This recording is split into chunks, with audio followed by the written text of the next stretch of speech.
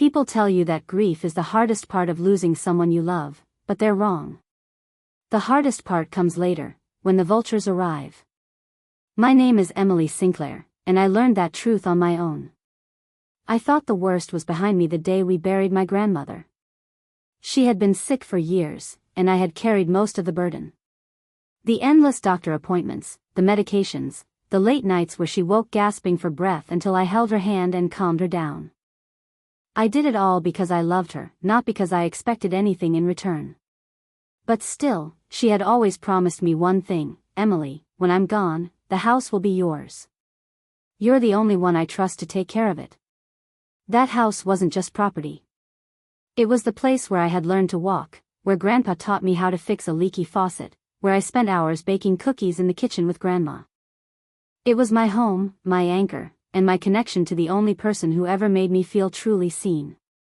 So, as I sat in a mahogany-paneled law office with my parents on one side and my younger sister Lily on the other, I thought I already knew how the will reading would go.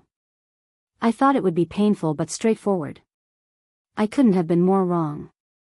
The lawyer cleared his throat, his glasses slipping slightly down his nose as he unfolded the papers. According to the last will and testament of Margaret Sinclair, he began, the primary residence located at 114 Maplewood Lane, as well as its contents, are to be transferred in full to her granddaughter, Lily Sinclair. My stomach dropped. Wait. What? I blinked, certain I had misheard him. But Lily's smug little smile told me I hadn't. The lawyer continued without pause. Additionally, Margaret Sinclair bequeaths to Emily Sinclair one family locket, engraved with her initials, to be passed down as a keepsake. A locket. Just a locket. After everything. I felt the blood drain from my face. The air around me seemed to hum as if I were underwater. My parents avoided my gaze, their expressions tight, practiced. Lily had the audacity to put a hand on her chest and whisper, "My God, I had no idea she loved me that much." I slammed my hand on the table. "Are you kidding me?" She told me the house was mine. Over and over again. She made me promise I'd keep it in the family. This makes no sense. "Emily," my mother snapped, her voice sharp like a whip. "Don't be dramatic. Your grandmother made her wishes perfectly clear." "Clear?" I choked out, my voice trembling. "You mean convenient." Lily barely visited her. I was the one there every day, every night. I was the one. "Enough," my father cut in. "This isn't about what you think you deserve. Your grandmother chose to reward Lily. Maybe she thought you were strong enough to manage without help." There it was. The same excuse I had heard all my life. "You're strong, Emily. You don't need as much. Lily needs more support." Always the same refrain, the same justification for giving Lily everything and me nothing. The lawyer cleared his throat awkwardly. "The documents were signed and notarized 6 months ago. Legally, they are binding." 6 months ago. My mind immediately went back. Grandma had been in and out of the hospital then, her memory foggy from painkillers. She barely knew what day it was sometimes. My parents had been helping her with paperwork during that time. A cold suspicion started to crawl up my spine. I stood abruptly, the cheap chain of the locket cutting into my palm as I clenched it. "This isn't right. I don't know how you pulled this off, but I know Grandma wouldn't have done this willingly." Lily smirked, flipping her hair like a victorious pageant queen. "Well, she did. Maybe you should just accept it. The house is mine now." I stared at her, my chest heaving, my heart pounding in my ears. For a second, I wanted to scream, to rip the smug look off her face. But instead, I forced myself to breathe. To be calm. "Enjoy it while you can," I said finally, my voice low, steady, and cold. "Because something about this doesn't add up. And I'm going to find out what really happened." I left the office without another word. Behind me, I could hear my mother scolding me for being ungrateful, Lily laughing under her breath, my father sighing like I was a child throwing a tantrum. But none of it mattered. Because I knew in my bones that my grandmother hadn't betrayed me. Not her. No, this was something else. Something ugly. And if my parents and Lily thought they could steal my future, they were about to learn how wrong they were. The silence in my apartment that evening was suffocating. I had left the lawyer's office in a storm of anger, but once the adrenaline wore off, the weight of what had happened pressed down on me like a physical force. I sat at my kitchen table with the locket lying between my palms, staring at its delicate engraving. It was meant to feel like a gift, a piece of history to treasure, but in that moment it felt like mockery. A cheap consolation prize for years of sacrifice. I thought about all the mornings I woke before dawn to drive Grandma to chemotherapy, about the afternoons spent reading to her when her eyesight began to fail, about the nights I slept in a chair by her bed just in case she needed me. Where had Lily been through all of that? Traveling through Europe with her college friends, posting endless photos of cocktails and beaches on social media. She had lived her life untouched, protected, while I shouldered the responsibilities no one else wanted. My phone buzzed, shattering the stillness. It was a message from Mom. We need to talk. Come by the house tomorrow night. Dinner at 7. There was no question mark, no invitation. Just a command. That was always her way, dictating, never asking. The next evening I drove to my parents' house, the place I had grown up but no longer felt welcome in. The neighborhood looked the same as it had when I was a child, manicured lawns and identical brick facades, but stepping inside always brought back a sense of being lesser, of being the child who never measured up to her younger sister. Dinner was already on the table when I arrived, as if they were trying to stage a normal family gathering. My father greeted me with a stiff nod, while Mom pulled me into a hug I did not return. Lily was already seated, dressed in a silk blouse, her phone resting beside her plate like an extra piece of cutlery. Emily, Mom began before I even sat down, we want to clear the air. I know yesterday was hard for you, but you need to accept your grandmother's decision. I sat across from Lily, who wore a faint smile of satisfaction. Her decision? I said slowly. Or yours? Dad sighed heavily, reaching for the serving spoon. Don't start. Your mother and I had nothing to do with it. Your grandmother wanted to give the house to Lily. She thought it was only fair. Fair? I repeated, my voice sharp. I gave up years of my life to take care of her. Lily barely showed up. How is that fair? Lily rolled her eyes dramatically. I visited when I could. It's not my fault I have a career and a social life.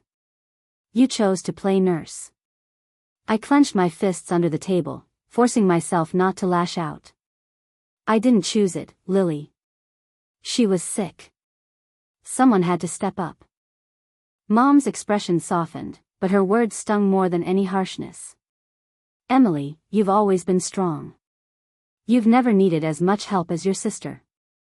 Lily has struggled in ways you can't understand. She's sensitive. She needs more support.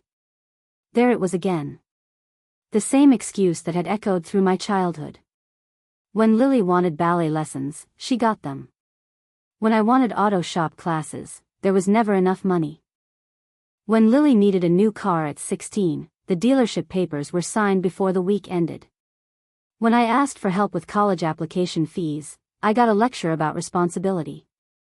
I pushed back from the table, the chair scraping loudly against the floor. Do you hear yourselves? You've been saying that my entire life. That I'm strong, that I don't need as much. What you really mean is that I don't matter as much. Don't be ridiculous, Dad snapped. We love you both. Then why does it never feel that way? I demanded, my voice cracking despite my resolve not to cry. Why do you always excuse everything Lily does while dismissing everything I've given up? For a moment, silence hung heavy over the table. My parents exchanged a glance, the kind they always did when they wanted to present a united front. Lily smirked again, but there was a flicker of unease in her eyes, as if she hadn't expected me to speak so bluntly. Finally, Mom reached across the table, her hand hovering over mine. Emily, you have to let this go. Holding on to anger won't change anything. The will is settled. The house belongs to Lily now. I drew my hand back before she could touch me. You're wrong. Something about this isn't right. Grandma wasn't in her right mind 6 months ago.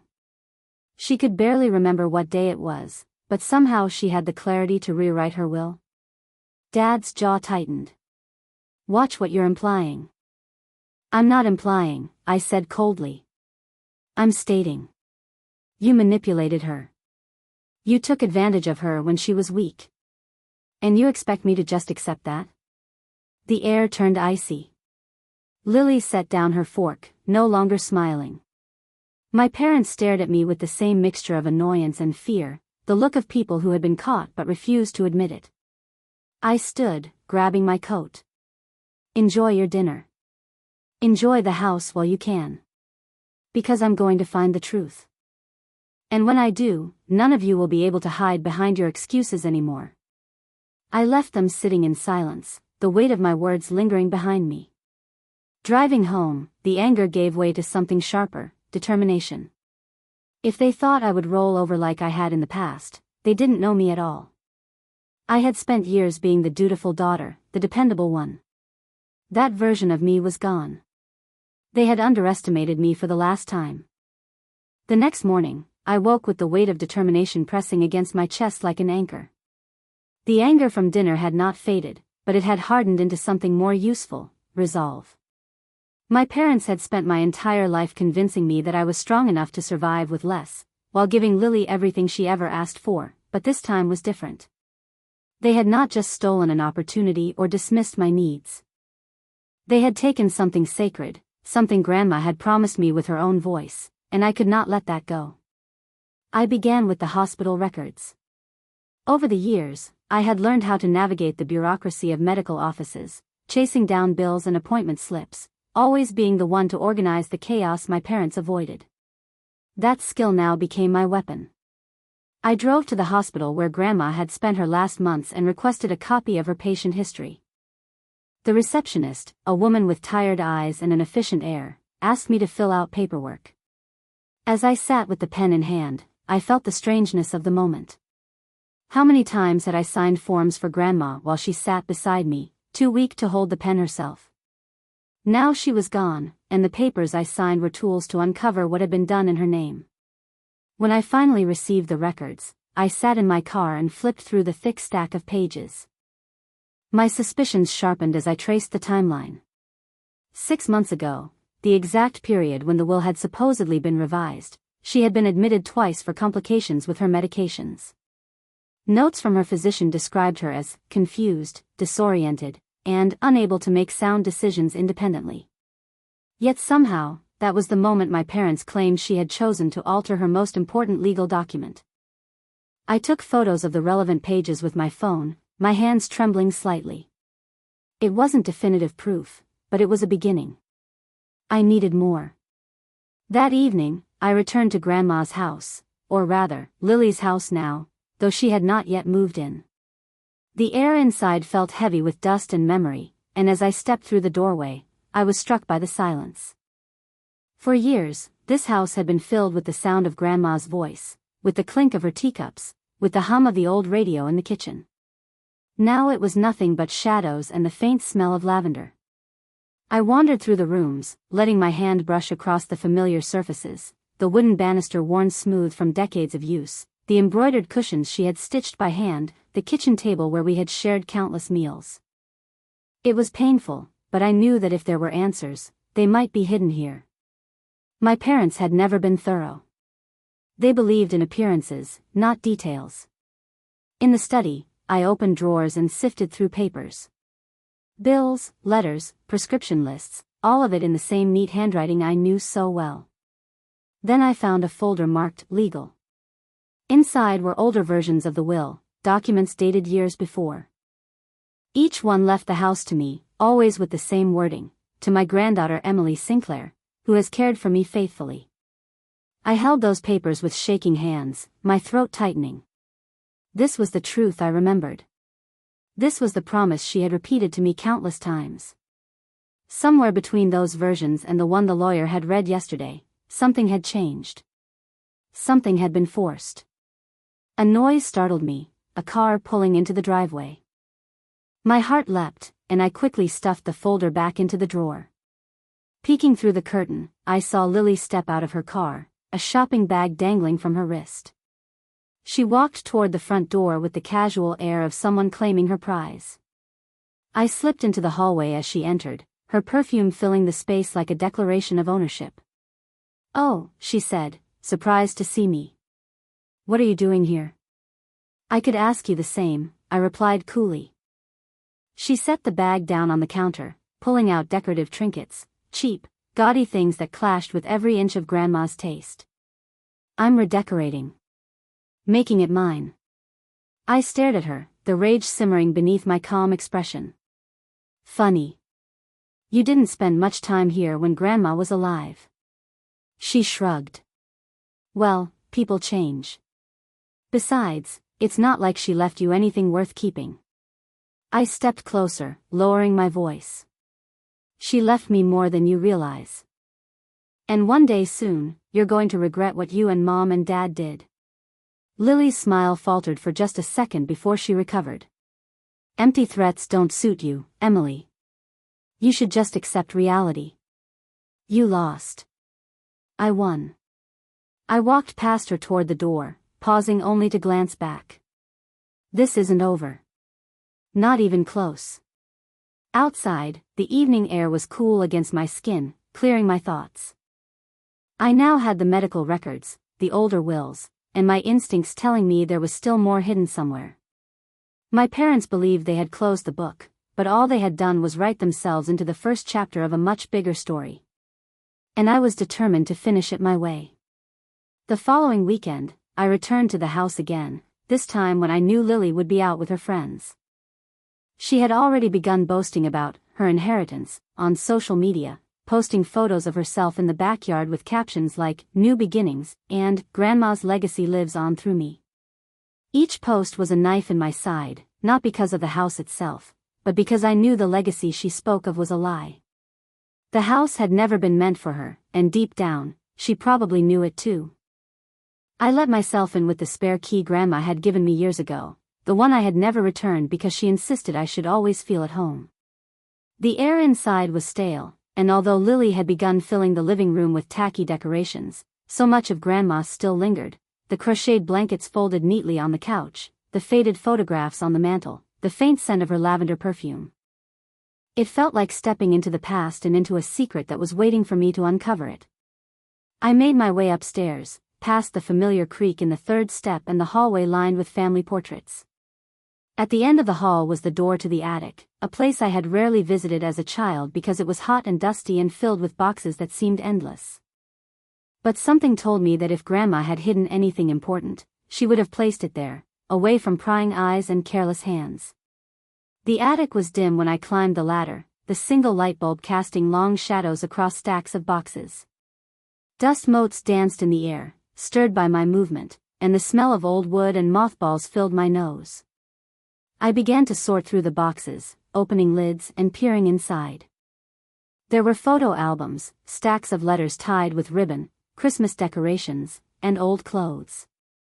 Hours seemed to slip away as I sifted through decades of history, each box telling a story of a life lived fully. At last, in the corner beneath a trunk of winter coats, I found a small metal box. It was locked, but the key was taped to the bottom, almost as if Grandma had wanted someone to find it eventually. My hands shook as I unlocked it and opened the lid. Inside was a neatly folded document, yellowed slightly at the edges, and a handwritten note addressed to me. I unfolded the note first, my eyes scanning the familiar script. "My dearest Emily, if you are reading this, then I am gone, and I fear that things may not have happened as I intended. I have always told you the truth, that the house and everything in it belongs with you. You cared for me when no one else did, and I want you to have not just the home, but the memories it carries. I am leaving this codicil as a safeguard, in case anyone tries to change what I know is right. Do not let anyone convince you that you are less deserving. You have been my strength, and I love you more than words can say." Tears blurred my vision as I set the letter down and unfolded the document. It was exactly what I had hoped for, a notarized codicil, signed and dated just 4 months before her death, clearly stating that the property was to be left to me. It bore the seal of a notary public, unmistakably official. My chest ached with relief, but also with fury. My parents had either hidden this or ignored it, presenting a false version of Grandma's wishes. They had gambled on my silence, counting on me to accept their story without question. Now, I had proof that would not only restore what was mine, but also expose the depths of their betrayal. I carefully placed the document and letter back into the box and tucked it under my arm. As I climbed down the ladder, I heard the sound of the front door opening. My heart stopped. Lily's voice floated up the stairs, cheerful and oblivious. "Home sweet home," she sang out. Panic surged through me, but I forced myself to stay calm. I slipped quietly into Grandma's old bedroom, clutching the metal box to my chest. From the window, I could see Lily in the driveway unloading shopping bags from her car. I realized I had only seconds to get out without being caught. I crept down the stairs, every step deliberate, praying the floorboards wouldn't betray me. Lily was still outside, humming to herself as she carried her purchases inside. I slipped out the back door, moving quickly across the yard and into the alley where my car was parked. Once inside, I set the box on the passenger seat and pressed my forehead to the steering wheel, breathing hard. The codicil was real. Grandma had not abandoned me. She had seen what my parents might try to do and had left me the means to fight back. Driving home, my emotions swirled between relief, grief, and determination. I now had the weapon I needed, but I couldn't just wave it in their faces. Not yet. If I wanted justice, I had to be careful. They thought they had won, that they could take what was mine without consequence. But what they had really done was set the stage for their own downfall. For the first time since the will reading, I felt hope flicker in my chest. They had underestimated me, and soon they would realize just how grave a mistake that had been. For 2 days I carried the metal box around like a secret heartbeat, hidden in the back of my closet when I went to work, resting beside me on the passenger seat when I drove. Every time I glanced at it, I felt both reassured and electrified. The codicil was more than a piece of paper, it was the truth I had been clinging to since the will reading, the confirmation that Grandma had not betrayed me. Yet I also knew that presenting it at the wrong time could backfire. If my parents had been willing to forge documents once, what was to stop them from trying again? Still, I couldn't wait forever. The longer I stayed silent, the more emboldened Lily became. She had already started talking about listing the house for sale, bragging to friends about the offers she expected. The idea of strangers moving through those rooms, erasing every trace of Grandma, made me sick. It was time to act. I called my parents and told them I was coming over. When I arrived, Lily was sprawled on the living room couch, scrolling on her phone. She didn't bother to hide her disdain when she looked up at me. "What now?" she asked, sighing as if I were a nuisance rather than her sister. "I need to talk to all of you," I said, my voice calm but firm. Mom appeared from the kitchen, drying her hands on a towel, while Dad set aside the newspaper he had been pretending to read. The three of them gathered in the living room, forming an unspoken wall against me.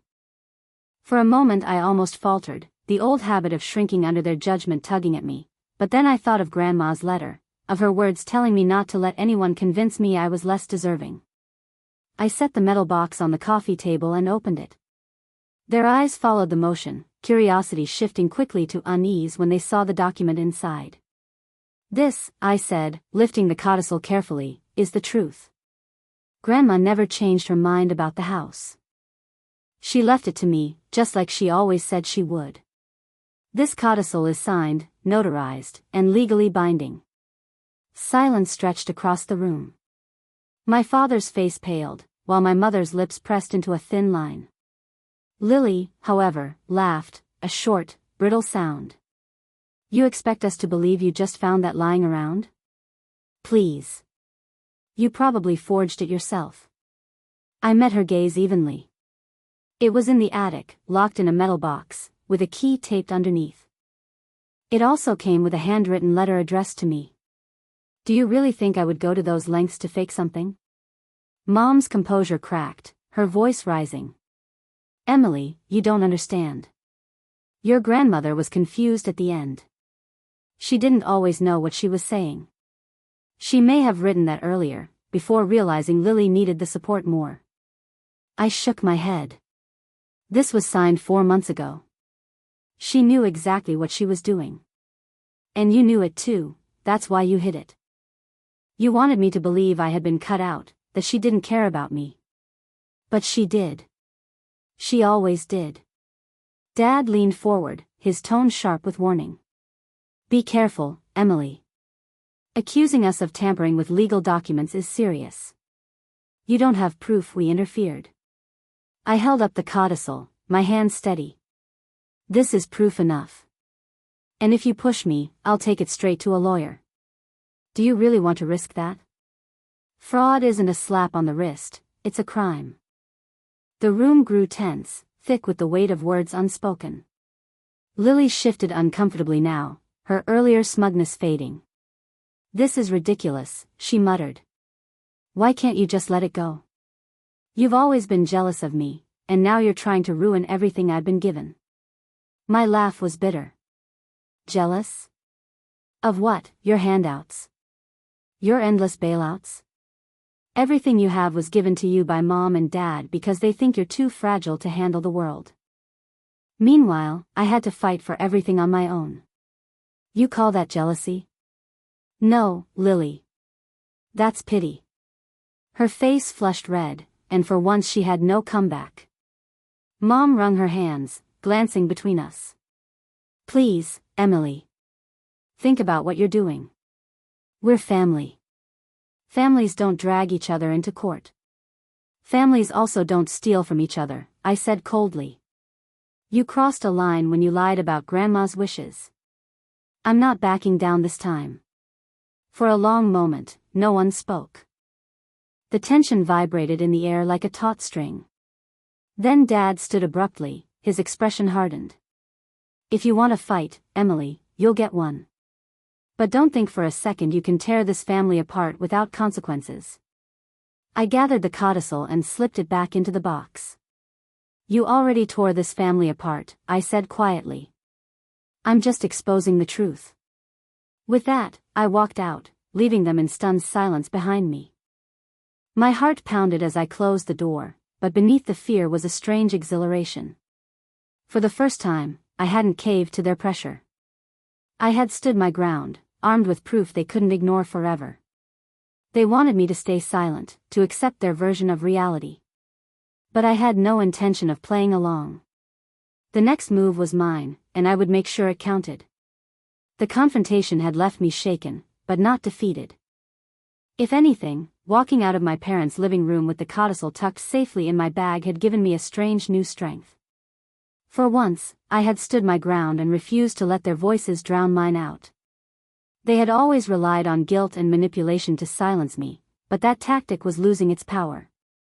What frightened them now was the truth I carried, and I knew they would do everything in their power to bury it before it reached the light of day. 2 days later, I received a call from a mutual acquaintance, one of my grandmother's old neighbors.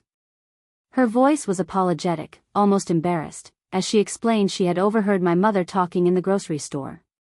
My parents were making arrangements to sell the house as quickly as possible, before any complications could arise. The words hit me like a spark thrown onto dry tinder.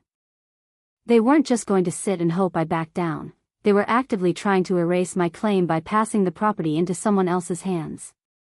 That evening, I drove to Maplewood Lane again, parking a few houses down so they wouldn't see my car. Sure enough, a sleek black sedan was parked in the driveway, and through the front window I spotted Lily perched on the sofa with a man in a tailored suit. They were laughing, glasses of wine in hand, while my father spread papers out on the coffee table. The sight twisted my stomach. They weren't even pretending to respect the house or what it represented, they were treating it like a prize to be cashed in, the sooner the better. I sat in the shadows of my car for nearly an hour, watching as the man shook hands with my parents and left with a folder tucked under his arm. The smile plastered on Lily's face was one of triumph, the same smile she had worn since the will reading. I knew in that moment that if I didn't act soon, the house could slip away from me forever. When I got home, I called Alicia, a friend from college who had gone into law. She wasn't a close confidant, but she was sharp, pragmatic, and most importantly, someone I could trust. After I explained everything, the forged will, the codicil, the rushed attempt at a sale, she was quiet for a long moment before responding. "Emily, you need to be careful. If they've already entered into an agreement, this could get messy. But the codicil is powerful. It doesn't matter what your parents presented at the first reading. If that amendment is real, notarized, and dated, it takes precedence. What you have isn't just sentiment.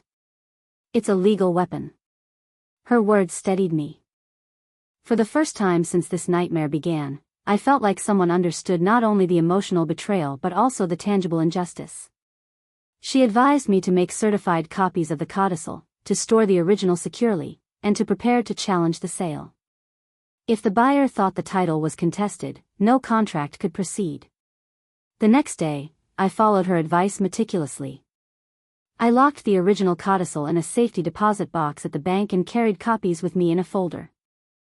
Each time I touched that folder, I felt the reassurance of armor, invisible but solid.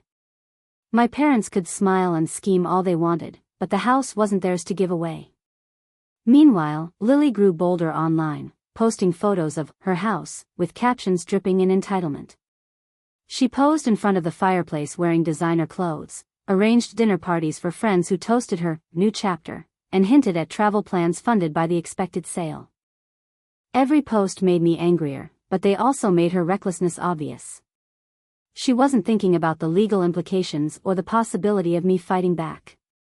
She was basking in imagined victory, too confident to realize the ground beneath her feet was about to crumble. I bided my time, saying nothing, offering no warning that I was ready. My silence lulled them into believing they had won. But all the while, I worked with Alicia to prepare the timing of the reveal. We agreed that the most effective moment would be the day the sale was to be finalized, when the buyer was seated at the table, pen in hand, expecting a clean transaction.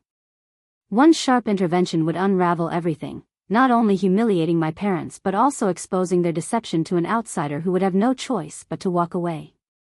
The plan gave me a sense of calm purpose I hadn't felt in weeks. For once, I wasn't just reacting to their actions, I was shaping the outcome myself. I thought of Grandma's words in her letter, telling me not to let anyone convince me I was less deserving. I could almost feel her beside me, steadying my hand as I prepared for the battle to come. Late one night, as I sat in my apartment reviewing the documents, I imagined the moment vividly. My parents and Lily gathered around their papers, smug and confident, only for me to walk in with the codicil and place it on the table. Their faces would blanch, the buyer would recoil, and everything they had tried to build would collapse. It wasn't petty satisfaction I craved, though that would come. It was justice. It was truth restored. The trap was set, and soon it would be sprung. The morning of the sale felt like the moment before a storm. The sky outside my apartment was heavy with gray clouds, the air damp and tense, and for the first time in weeks I woke without anger or despair.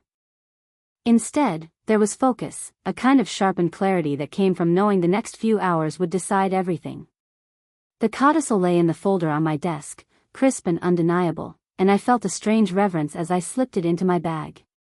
Today was not about revenge alone, it was about restoring what had been stolen, about showing them that their lies could not bury the truth. Through Alicia, I had learned the details of the meeting. My parents had arranged for Lily to meet with the buyer at a small real estate office downtown, a neutral ground chosen to give the sale an air of professionalism. It was scheduled for 1 o'clock. I arrived 20 minutes early, sitting in my car across the street, watching as the sleek sedan pulled into the lot. Out stepped Lily in a cream blazer, her hair styled to perfection, her expression smug as she clutched a leather folder. My parents followed, my father looking unusually stiff in his suit, my mother clutching her purse as if it contained all the justifications she had rehearsed for herself. I let them go inside before I followed, my steps steady though my pulse was racing. The receptionist glanced at me curiously when I entered, but I simply nodded and walked toward the conference room where the voices of my family floated through the partially open door. And once the signatures are complete, the transfer will be filed immediately, my father was saying, his tone warm, practiced, the same voice he used whenever he wanted to sound respectable. The buyer, a man in his 40s with sharp features and the cautious air of someone used to negotiations, nodded as he flipped through the papers. Lily leaned forward, pointing out some detail, her laughter high and false. My mother sat close by, eyes bright with the thrill of what she believed was victory. I pushed the door open fully, the sound silencing the room as all eyes turned toward me. "I'm afraid there's a problem," I said calmly, stepping inside. "Emily," my mother hissed, her face draining of color. "What are you doing here?" "I'm here to prevent fraud," I replied, pulling the folder from my bag and placing it firmly on the table. "You're attempting to sell property that doesn't legally belong to you." The buyer looked up sharply, suspicion flickering across his face. "Excuse me?" Lily rolled her eyes, trying to recover her composure. "Don't listen to her. She's bitter, jealous, and desperate. The house was left to me fair and square." I opened the folder and slid the codicil across the table toward the buyer. "This is the most recent amendment to my grandmother's will, signed and notarized 4 months before her death. It clearly states that the house and all its contents are to be left to me. Which means any sale you're discussing here would be invalid." The buyer lifted the document, his eyes scanning the text, his expression tightening as he noted the notary seal and signature. He glanced at my parents, then at Lily, the weight of doubt growing heavier by the second. "This is nonsense," my father barked, but his voice was strained, betraying his fear. "Emily is trying to sabotage the process. That paper could be a forgery." "It isn't," I said firmly. "I've already had it reviewed by legal counsel. It's authentic, and if you proceed with this sale, you'll be entangling yourself in a lawsuit. I doubt that's worth the risk." The buyer's chair scraped back slightly as he placed the codicil on the table. His tone was clipped, professional, but his decision was clear. "I'm not moving forward until this is resolved. I won't touch a property with contested ownership. Good day." He gathered his papers and left without another glance, his footsteps echoing down the hall. The silence he left behind was deafening. Lily shot to her feet, her face flushed with fury. "You ruined everything," she shouted. "Do you know how humiliating this is? I had plans." "Plans based on theft," I interrupted, my own anger steady but controlled. "You thought you could erase me, erase the truth, and profit from it. But you underestimated me. You always have."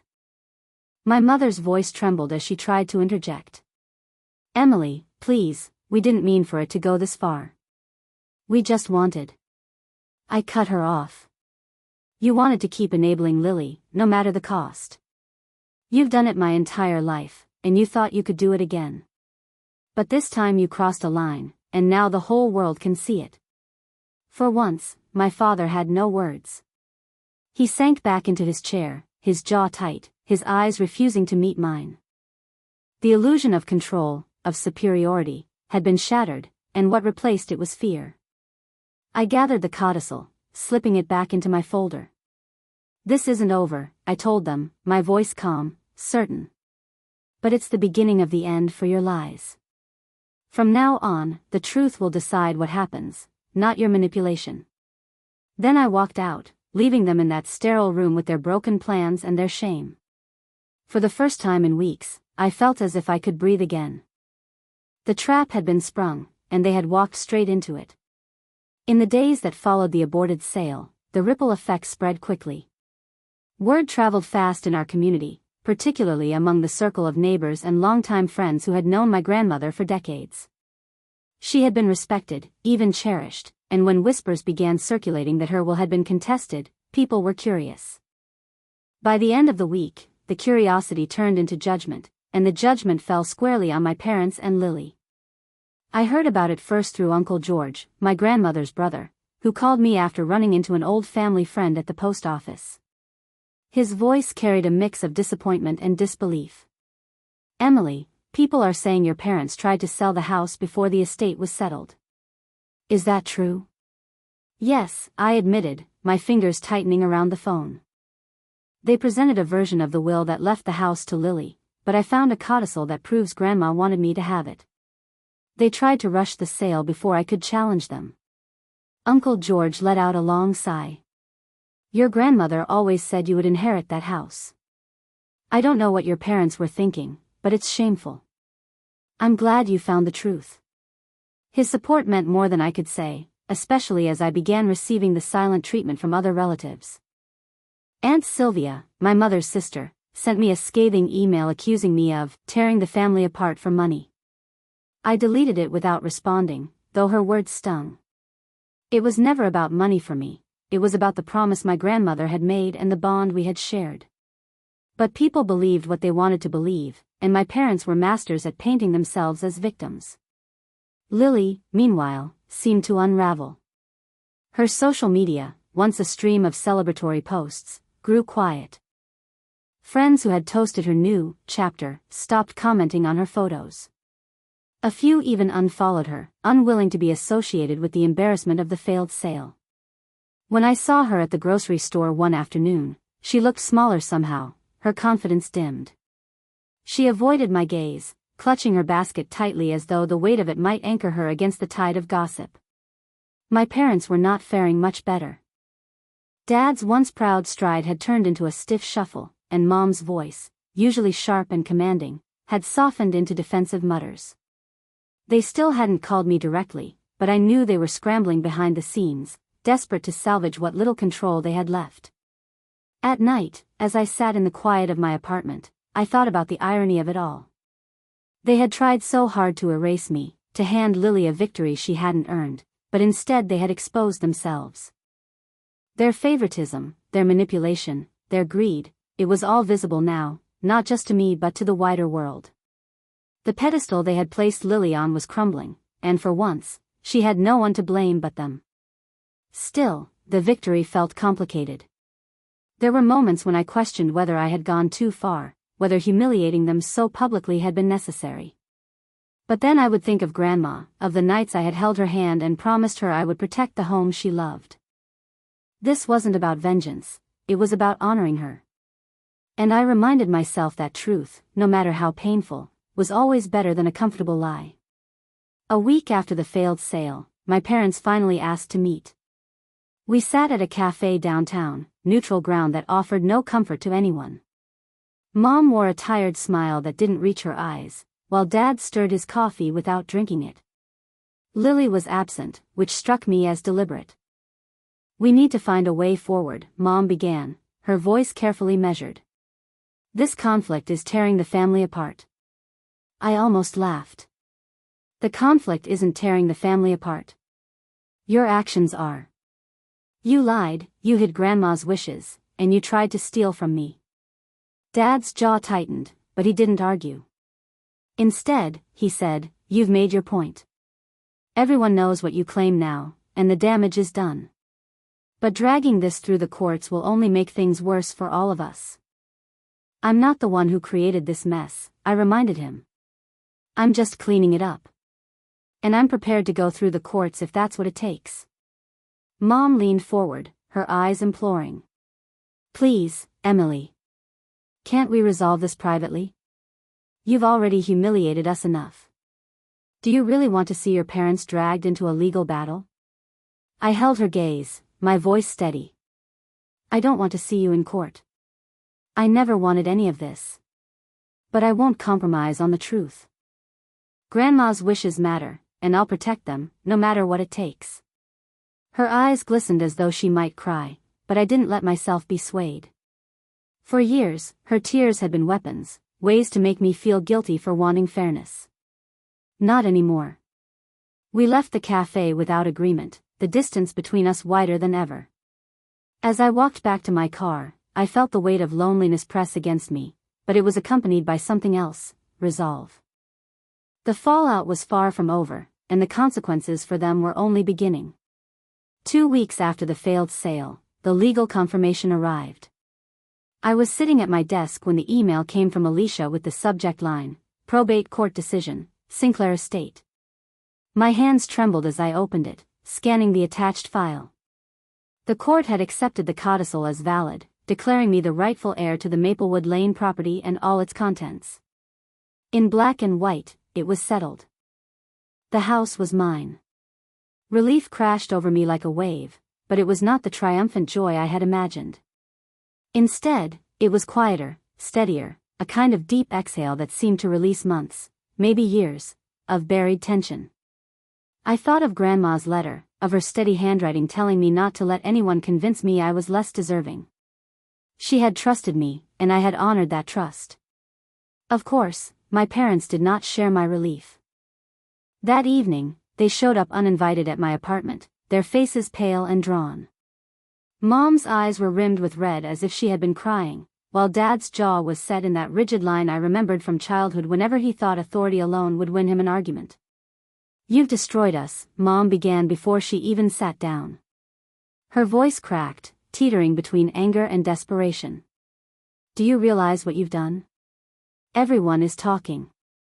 Your father and I can't even walk into the grocery store without whispers following us. And Lily, she's humiliated. Her friends won't return her calls. You've taken everything from her." I folded my arms, keeping my tone even. "I didn't take anything. I kept what was mine. Grandma wanted me to have the house, and I respected her wishes. You tried to erase that." Dad leaned forward, his voice sharp. "Be reasonable, Emily. Yes, the court sided with you, but dragging this through the legal system has ruined this family. You could have handled it quietly. You didn't have to make a spectacle." I almost laughed at the hypocrisy. "A spectacle? You tried to sell the house behind my back. You paraded Lily as the rightful heir, knowing full well what Grandma wanted. Don't blame me for the consequences of your choices." Mom's voice broke into sobs. "We thought you were strong enough to handle disappointment. Lily isn't like you, she needs more." There it was again, the refrain of my life, the justification for every slight and every dismissal. I felt the familiar sting, but this time I refused to let it pierce me. I straightened, my voice firm. "You've spent my whole life excusing Lily's selfishness at my expense. You thought loving her meant giving her everything, but all you did was cripple her. Look at her now, entitled, humiliated, incapable of standing on her own. That's not love. That's failure." The words hung in the air, sharp and undeniable. For the first time, Dad's expression faltered. He looked at me not with anger, but with something closer to shame. Mom buried her face in her hands, unwilling to meet my gaze. When Lily finally showed up later that night, the tension deepened. She barged into my apartment without knocking, her voice rising before the door even closed. "You ruined my life. Do you understand that? Everyone knows I'm the sister who lost the house, the pathetic girl whose family got caught lying. I'll never live this down." Her words struck me, not with guilt but with clarity. "Lily," I said quietly, "you never had the house. It was never yours to begin with. You believed the lies Mom and Dad told you because it was easier than facing reality. Now you're facing it, and maybe for the first time in your life, you'll have to build something for yourself." Her face flushed with fury. "You think you're so perfect, don't you? Always the martyr, always the one who suffers nobly while I get everything handed to me. Maybe I don't deserve the house, but you don't deserve to win either." I met her anger with calm. "This isn't about winning. It's about honoring Grandma. She trusted me because I was there for her. That's something you'll never understand until you stop thinking life is about what people owe you." For once, Lily had no retort. She stormed out, slamming the door so hard the frame rattled. My parents lingered awkwardly a few minutes longer, but when they realized I would not bend, they left as well. When the door finally closed behind them, silence filled the apartment. It was heavy but also liberating. For the first time in my life, I had held the line and not given in to their guilt or anger. I had chosen truth over appeasement, boundaries over manipulation. I sat by the window, looking out at the quiet street, and let the relief wash over me again. The house was mine, but more importantly, so was my voice. They could no longer dismiss me as the strong one who didn't need anything. I had proven that my needs, my boundaries, and my worth mattered. And though the road ahead with my family would be difficult, I knew one thing with absolute certainty: I would never again allow them to take from me what was rightfully mine. The first time I unlocked the door to Maplewood Lane as its rightful owner, I stood on the threshold longer than I meant to. The air inside was cool and still, carrying the faint scent of lavender sachets Grandma had tucked into dresser drawers. Dust clung to the furniture, but beneath it was the home I remembered: the creak of the floorboards in the hallway, the sunlight slanting through the kitchen window, the marks on the doorframe where she had measured my height year after year. For the first time since her passing, I felt her presence not as a painful absence, but as a steady reassurance. The legal fight had been exhausting, the fallout with my parents and Lily devastating in its own way, yet as I walked through the familiar rooms, I realized the struggle had been necessary. This house was never just about ownership. It was about memory, about love, about the countless hours spent at Grandma's side while others turned away. It was proof that sacrifice, though rarely glamorous, mattered. She had seen me. She had known what I gave up, and she had honored it in the end. I set about restoring the home slowly, one project at a time. I polished the banister that had been worn smooth by decades of use, cleaned the dust from the shelves lined with books whose spines cracked with age, and replanted the small garden in the backyard. As I worked, I felt connected not only to her but to myself in a way I hadn't before. Each repair, each act of care, was a declaration that I was capable of preserving what mattered most, even when others tried to take it away. Neighbors stopped by occasionally, some offering casseroles as though I had just moved in, others bringing quiet words of support.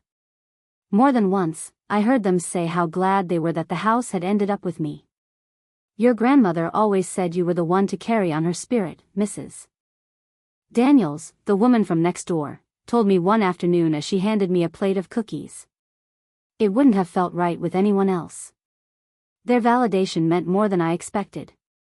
For years, I had felt invisible within my own family, overshadowed by Lily's needs and my parents' endless excuses. But here, in the community that had known Grandma best, my worth was recognized.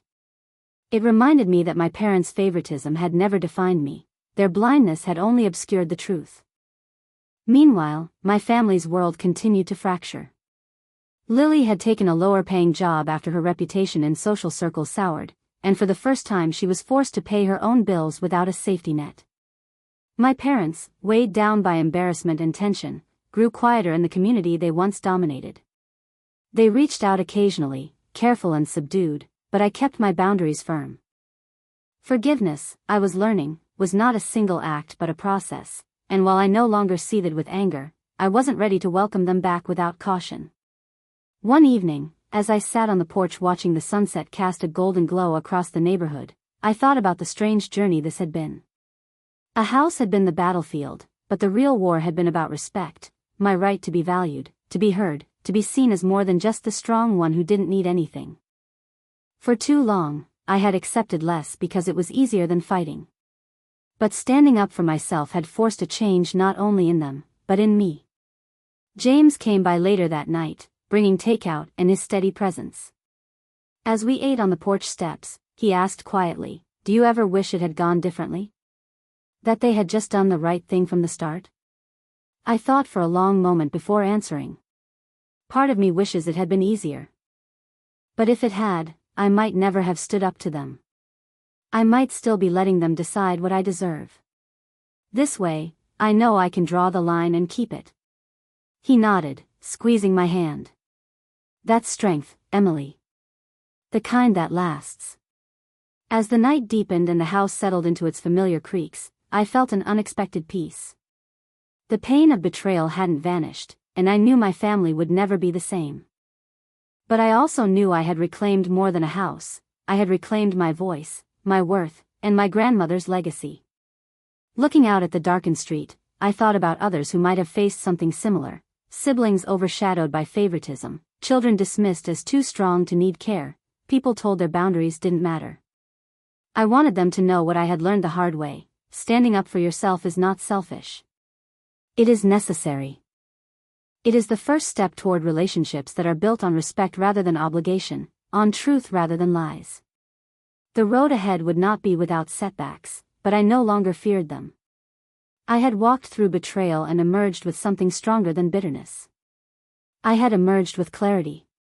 And as I locked the front door of Maplewood Lane for the night, I whispered softly into the quiet house, words meant for Grandma but also for myself, we did it. The legacy is safe. And so am I.